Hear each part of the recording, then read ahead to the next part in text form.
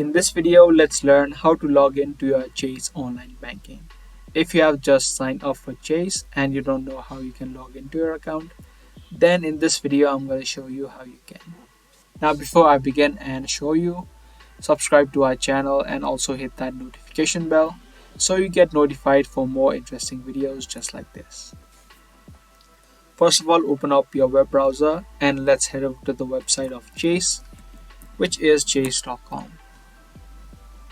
Once you land up on the website of Chase, on the right hand side, you'll see this login box. Now to log into your account, firstly type in your username. In the second box, type in the password.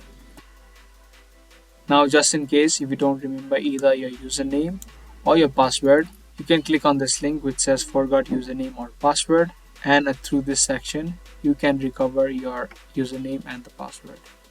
If you want this device to remember you, the next time you sign in, you can check this box. Now once you fill in both this information, you can click on sign in and you'll be successfully logged in or sign in to your Chase online banking.